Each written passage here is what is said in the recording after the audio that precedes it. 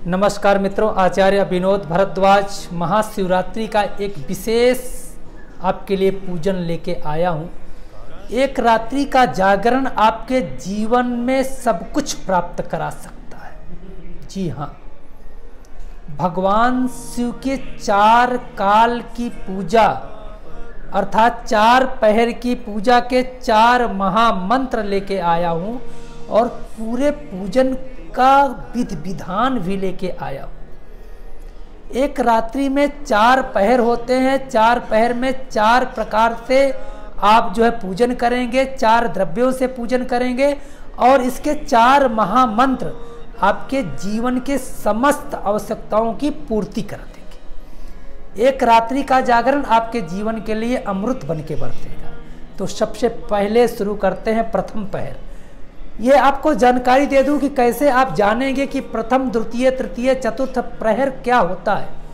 ये आपको जानने योग्य बात है, क्योंकि मैं यहाँ से अगर बताऊंगा तो समय में अंतर हो सकता है, क्योंकि अक्षांश और रेखांश के अनुसार समय में अंतर हो ही जाता है। जिस समय सूर्यास्त हो वो आप वहाँ की करेक्ट टाइम पकड़ लें जहाँ पे आप हैं। उसी टाइम को लेके 3 घंटे तक प्रथम पहर होता है, उसके बाद फिर 3 घंटे तक द्वितीय पहर होता है, फिर 3 घंटे तक तृतीय पहर होता है, फिर 3 घंटे तक चतुर्थ पहर होता है। ये 4 काल की पूजा अगर आप भगवान शिव की संपन्न कर लेते हैं इस महाशिवरात्रि में, तो आपके जीवन की समस्याओं का अंत हो जाएगा। आपको धनवान बनने से कोई रोक नहीं सकता है। आपके जीवन में हर प्रकार से खुशहाली समृद्धि आएगी। अब अपने लोग इस प्रोग्राम को शुरू करते हैं कि 4 पहर की जो पूजा है उसमें प्रथम पहर में कैसे किया जाए और इसका मुख्य मंत्र क्या है और किस चीज़ से भगवान शिव को स्नान कराया जाए, क्योंकि चारों कालों में स्नान होता है। तो सबसे पहले आते हैं प्रथम पहर में, और प्रथम पहर का मंत्र है ओम ह्रीं ईशानाय नमः। इस प्रहर में आपको कच्चा दूध लेना है। कच्चे दूध से शिवलिंग को स्नान करा के हल्दी, चावल, रोली मौली से भगवान का पूजन कर दें और अपनी मनोकामना का निवेदन करके वहाँ पे बैठ करके ओम नमः शिवाय का पाठ करें या अपना कार्य करें।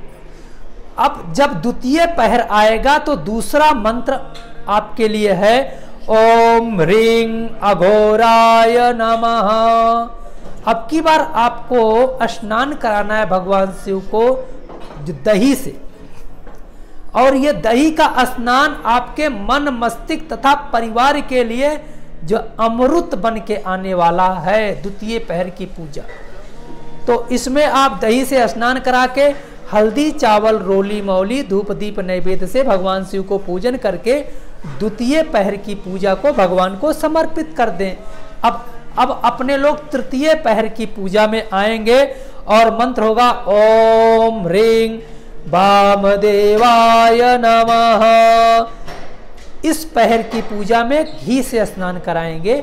घी का स्नान आपके परिवार में शक्ति देने वाला है, आपके परिवार में बल वृद्धि देने वाला है, आपके परिवार के लोगों को मानसिक ताकत देने वाला है, आपके परिवार में आरोग्यता देने वाला है। यह जो है तीसरे काल की पूजा। इसे आप घृत से स्नान करा के हल्दी, चावल, रोली मौली, धूप दीप नैवेद्य, बिलपत्र चढ़ा के भगवान को कुछ नैवेद्य अर्पण करके तीसरे काल की पूजा का समर्पण कर दें। अब चौथे काल की पूजा में आते हैं, क्योंकि चौथे काल की पूजा ये पूजन की समाप्ति का काल है।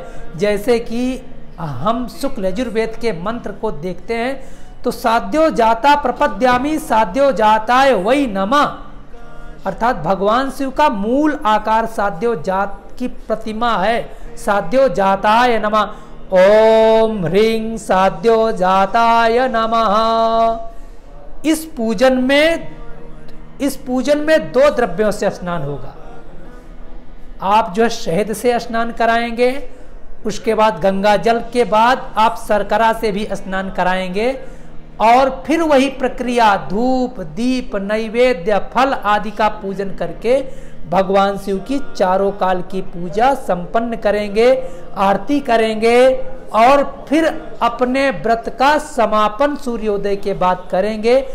भगवान शिव एक रात्रि, अर्थात इसके बारे में कहा ही गया है, महाशिवरात्रि, रात्रि के पूजन का विशेष महत्व है।